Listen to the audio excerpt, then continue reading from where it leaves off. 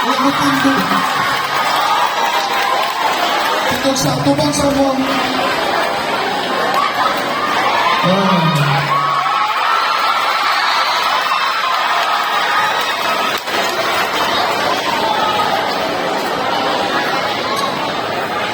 Of course,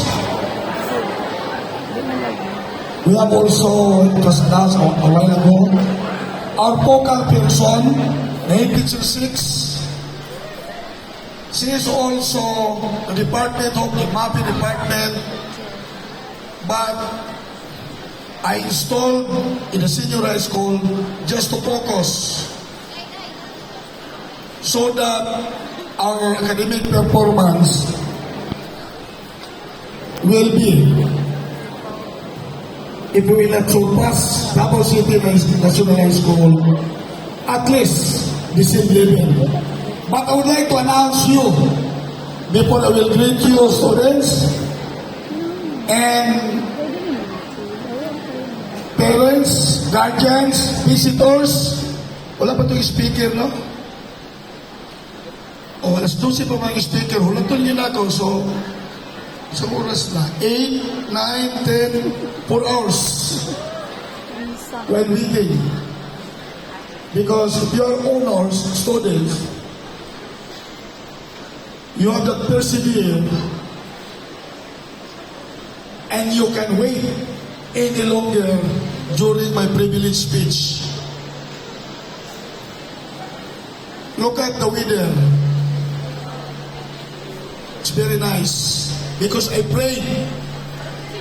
Because I know you cannot survive under the heat of the sun. Namaypay na ako. Sige lang, ipa-aircon na ni.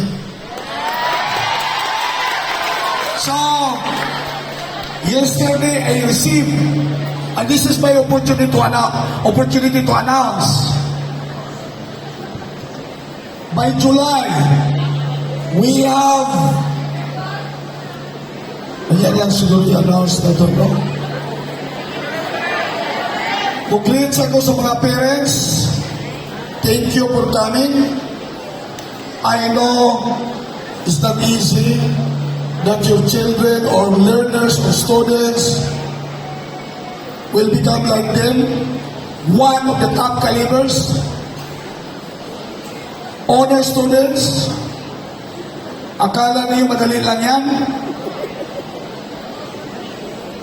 So, thank you, mga magulang.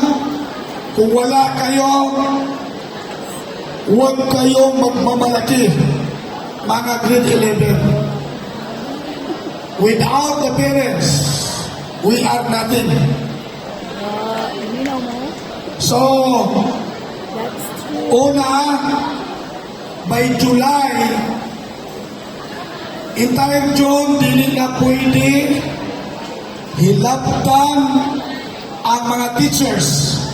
Magbakasyon sila gikag June 2. That will be on Monday up to July. That's why I received several requests traveling abroad. Mga 400 na kabuok. Singapore, Maldives, Taiwan, asa na lang sila. So, congratulations teachers. O abroad daw sila mag-staycation sa kakapoy, sa trabaho. So, para bigyan din sila ng break. So, by July, mayroon tayong matatag curriculum training for teachers. And that would be held here from clusters 2 to 5. And our school is to be one of the schools. Few schools in Davao City will be evaluated by the national office. Second, solo huts will be undertaken as well in this school. Next, Brigada Escuela. Next, NLC. National Learning Camp. So, July July lahat yun. Including enrollment on July. So, ana ka-busy ang mga teachers, but still, we survive because of you, my dear students. Panto kinagang gupans, nalibog na magugong kami kong grade 12. Mga guwapa, mga guwapo. Pero ako, sikan na mo sa ako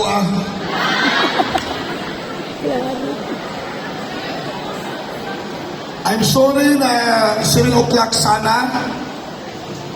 At that's what I have said. We slept last night. Yung nag-symbol dito, of course, nasaan sila sa Napdio, stay group. Kanang stay group, science, technology, and engineering, until yesterday.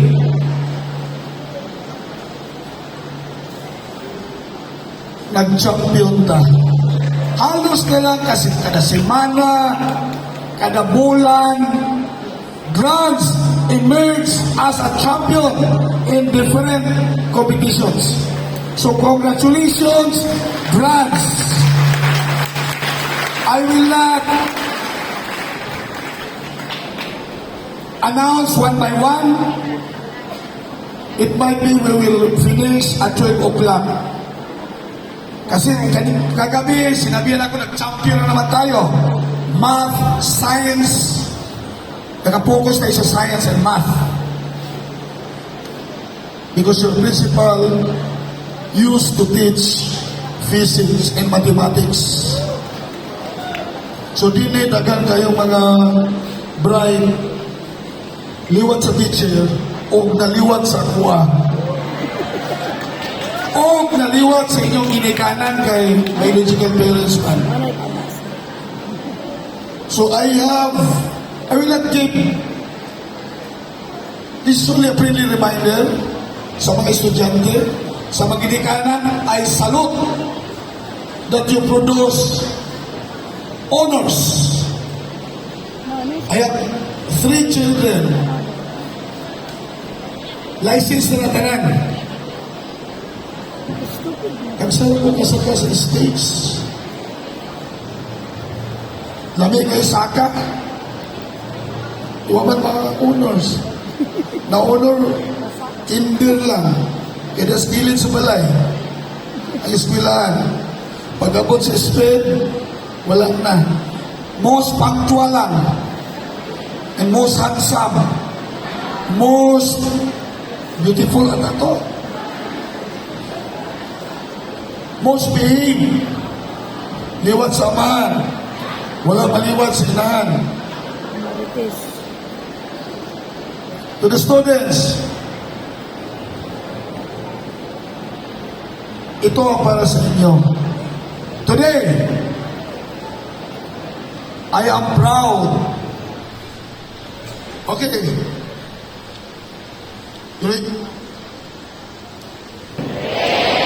I am proud of Dreads. Tomorrow, Dreads will be proud of me. Siguro mo yan na bantayan ko kayo. Kaya nag-uyab-uyab na bantay lang ko. Take note, my dear students, your principal got married at 30 years old. Despite of many ladies roaming around, hindi ko sila pinapansin. Hindi ako easy boy. Hard to get in. Ganyan din gawin ninyo mga boys. Ayaw mo patindan ang mga babae. Wata din ka makahuman, anak. So, again, today, I am proud of Trans for Daniel R. Aguinaldo National High School. Tomorrow, Trans will be proud of me. Take note of that.